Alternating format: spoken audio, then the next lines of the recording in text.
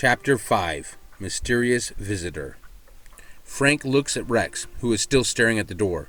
"You heard that too, so I can't be going insane. Maybe the wind could have done it," he says hopefully, but he knows that's not the case. The wind is strong, but it can't knock on the door like that. He takes a deep breath, the wind still howling through the open door. He squints into the swirling snow, straining to make out any details to help identify the possible culprit. But there's no sign of anyone, or anything. He closes the door and leans against it, feeling apprehensive. His heart begins to race. He knows that whatever knocked on the door is still out there, waiting for him. He doesn't know what it is, but he knows that he has to be careful. The day continues on like the raging storm outside. The continuing dripping sound of the leaking roof into the buckets remains a persistent reminder of failed preparation. The buckets are getting full now and about ready to empty. Frank sits in his reading chair, cargo space open in his lap, as he tries to shake the unsettling feeling that he is being watched. Something strange seems to be going on, but he tries to put the thoughts out of his mind and focus on the book. Rex is laying comfortably near the warming fire that flickers and crackles as it burns the wood they have little supply of.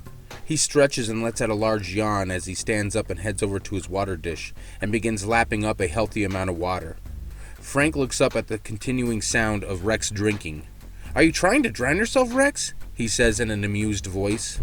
A chilling scream resonates forth from outside. The shrill sound carries through the walls of the cabin, drawing both Frank's and Rex's attention. Frank stands up shocked at the sudden alarming sound. "What now?" he says. He quickly moves over to one of the front windows and looks out. Rex follows behind, looking skittish. The same white darkness blows around outside, revealing nothing of the causes of the activities that have been unfolding. Frank, feeling tired and defeated, getting frustrated at the darkness and constant barrage from the storm, lets out an enraged yell. Rex recoils, surprised by the sudden outburst. A second scream issues out from within the empty expanse of the snow-swept field. Frank stands there staring, refusing to check things out further.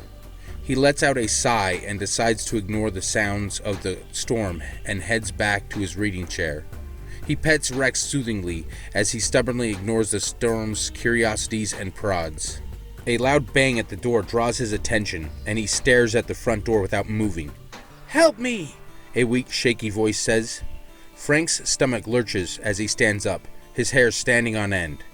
Bang, bang, bang! The door shakes and rattles with every strike. Heavy blows strike into the door, yet the voice faint and quivery. "Help me, please! Let me in!" the voice says. Frank rushes over to the door and prepares himself to open it. He grabs the poker he had set nearby earlier and readies it for an attack. Bang, bang, bang on the door, and Frank flings the door wide open with the iron poker ready. An old, shivering woman stands at the door, covered in snow, turning pale from the cold. Frank drops the poker with a clatter on the floor as he stares at the woman in shock. Do you want to come in?" he mutters, unable to gather his words. The woman is hunched over from age, her skin thin and barely clinging to her bones. Her wild gray and tangled hair, damp from the snow, move with the wind trying to blow it into the cabin. "Hello?" he finally manages to say. The woman doesn't move. Her hollow-looking eyes stare back into his, and a wave of vertigo sweeps across him. He feels himself falling and falling into the darkness as his vision blurs. Chapter 6. Missing. Frank wakes up on the cold, damp floor of his home. Confusion and unease linger in his mind as he slowly sits up, trying to remember what happened. A flash of the old woman and her hollow stare pops into his thoughts as the memories flood back to him. He looks around the cabin frantically, searching for the old lady, but she is nowhere to be seen. He unsteadily gets to his feet and notices that the door of the cabin is closed. He looks around again and calls out, "Rex?" Besides the howling of the blizzard wind, silence meets him in the cabin. "Rex!" he says again in a panicked voice. Fear rolls into him again as the thought of Rex going missing or being stolen rips into his mind. "Rex, where are you?" he yells while moving around the cabin searching for his companion. Unable to find Rex inside, he races over to the door and yanks it open. A gust of icy wind blasts into the shanty. Swirling snowflakes dance like malevolent spirits in its wake. "Rex!" he shouts again into the blizzard. but his words are devoured by the storm, offering no signs of his faithful canine. Frank quickly dons his boots and jacket before stepping out onto the porch.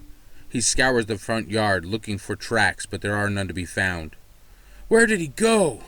Frank asks, aimlessly to no one. Snow pelts his face as the wind digs into him. He hears an odd splashing sound and looks towards the well. He approaches it steadily, holding his breath as he peers over the edge and down into the well. The thick blackness makes it impossible to see, but the faint sound of splashing echoes up from its depths. "Rex!" Frank screams frantically. "Hold on, buddy! I'll be back in a moment!" He darts through the dense snow and enters the shed. He returns a moment later carrying a long rope and flashlight. "I'm back! Hold on!" he screams into the well. He clicks on the flashlight and shines it down into the pit. His eyes take a moment to focus. There is a subtle splashing at the bottom, and something furry is floating there half submerged. "Rex!" he screams again. He hurriedly ties one end of the rope onto the beam of wood at the top, before throwing the rest of the bundle down into the water. He hears the rope hit the water and climbs onto the ledge, dangling his feet into the darkness. He firmly grabs the rope and slides down into the opening, with his flashlight clutched underneath his arm. He continues sliding down the rope into the emptiness, pierced only by the illumination of the flashlight.